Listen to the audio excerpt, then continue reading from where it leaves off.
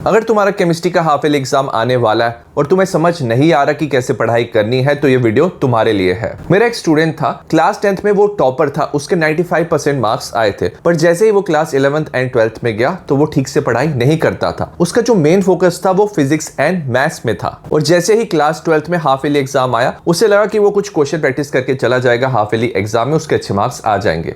But जैसे ही उसने exam दिया उसका एग्जाम बिल्कुल अच्छा नहीं गया। 70 में अराउंड उसके 30 कुछ मार्क्स आए थे, और जैसे उसके खराब मार्क्स आए तो वो मेरे पास आया पूछने के लिए कि सर कैसे पढ़ाई करनी है। तो मैंने उसे समझाया कि फिजिकल, इनऑर्गेनिक और जो ऑर्गेनिक है उसे हम डिफरेंट तरीके से पढ़ाई करते हैं। उसे मैंने स्ट्रेटेजी समझाई कि कैसे पढ़ाई करनी है, और उसने मेरी स्ट्रेटेजी फॉलो की बोर्ड एग्जाम में। और कुछ दिन पहले वो स्टूडेंट मुझे मिला, काफ़ी अच्छे कॉलेज में उसकी एडमिशन हो गई है, और मैंने उससे पूछा कि उसके केमिस्ट्री में कितने मार्क्स है।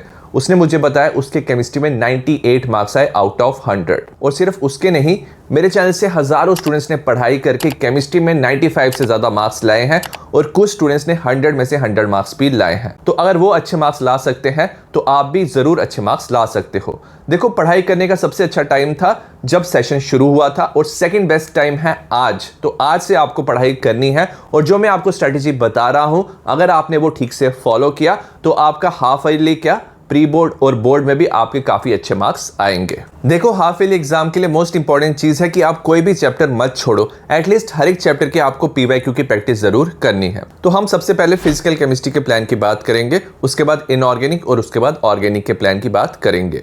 फिजिकल में हमारे टोटल 3 चैप्टर है, सोल्यूशन 7 मार्क्स का, इलेक्ट्रोकेमिस्ट्री 9 मार्क्स का, केमिकल काइनेटिक्स 7 मार्क्स का, और इसमें सबसे इंपॉर्टेंट है न्यूमेरिकल एंड थ्योरी।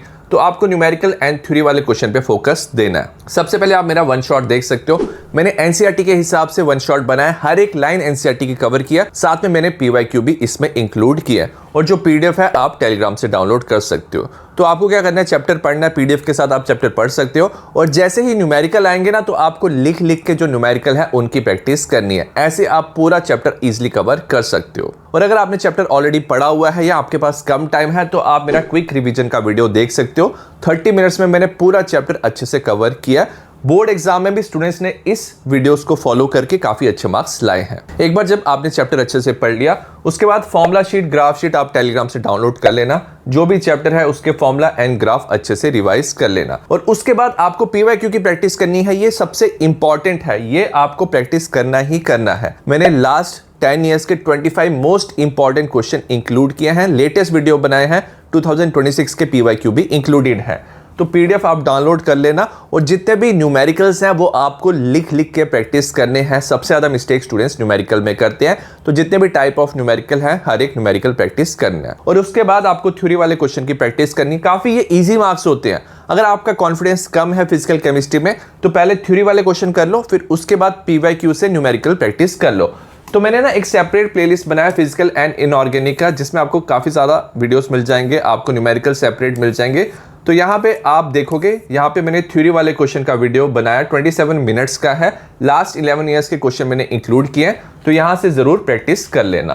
तो ऐसे आपको चैप्टर कवर करना है। ट्राई करना कि 2 दिन में आप एक चैप्टर कवर कर लो। कम टाइम है तो क्विक रिवीजन के साथ पीवाईक्यू देख लेना, कोई भी चैप्टर को छोड़ना नहीं है। तो 2 दिन में आपको एक चैप्टर करना है, तो 6 दिन में आप ये तीनों चैप्टर कवर कर सकते हो। नेक्स्ट हम इनऑर्गेनिक केमिस्ट्री की बात करेंगे। जो इनऑर्गेनिक केमिस्ट्री है इसमें सबसे इंपॉर्टेंट पॉइंट ये है कि एनसीईआरटी की कोई भी लाइन से क्वेश्चन पूछा जा सकता है, तो आपको एनसीईआरटी पूरी अच्छे से कवर करनी है। रेगुलरली आपको इनऑर्गेनिक रिवाइज करना है। इसमें 2 चैप्टर हैं, DNA block, element, coordination, compound, दोनों 7 मार्क्स के चैप्टर हैं।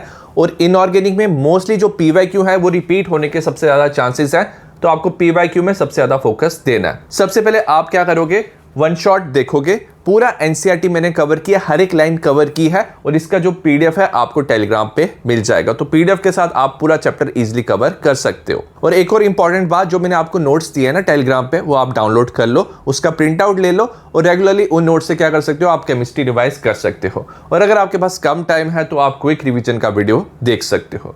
उसके बाद पीवाईक्यू की प्रैक्टिस करनी है। लेटेस्ट मैंने 2026 तक पीवाईक्यू बनाए हैं, तो आपको ये अच्छे से प्रैक्टिस करना है। मोस्टली जो पीवाईक्यू है वहीं से क्वेश्चन जो है वो पूछे जाते हैं। बहुत सारे स्टूडेंट्स को डीएनए ब्लॉक एलिमेंट्स में ना KMnO4 K2CR2O7 की रिएक्शन प्रिपरेशन में प्रॉब्लम आती है, तो मैंने इसका सेपरेट वीडियो बनाया। साथ में थ्योरी वाले क्वेश्चन का भी मैंने सेपरेट वीडियो बनाया, तो थ्योरी वाले क्वेश्चन भी जरूर देख लेना।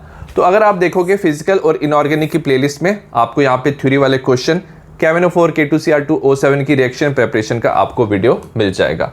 तो ट्राई करना कि 2 दिन में आपको एक चैप्टर कवर करना है, 4 डेज में आप दोनों चैप्टर कवर कर सकते हो। और अगर आपके पास कम टाइम है तो आप क्विक रिवीजन के साथ PYQ और साथ में थ्योरी वाले क्वेश्चन जरूर प्रैक्टिस करके जाना। नेक्स्ट हम ऑर्गेनिक केमिस्ट्री की बात करेंगे।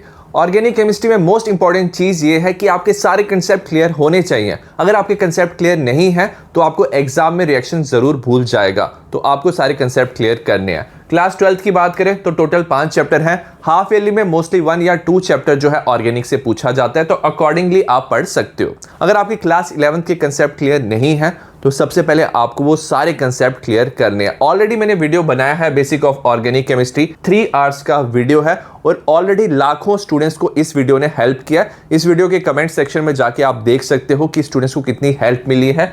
एक दिन लगाओ, इसका PDF टेलीग्राम से डाउनलोड करो और जितने भी ये सारे कंसेप्ट है जैसे नॉर्मल क्लेचर, आइसोमेरिज्म, इफेक्ट में रेजोनेंस, हाइपर कॉन्जुगेशन, ये सारी चीजें आपको कवर करनी है और ये डेफिनेटली जो आपके बेसिस हैं वो क्लियर करने में हेल्प करेगा। नेक्स्ट हम ऑर्गेनिक केमिस्ट्री की बात करेंगे।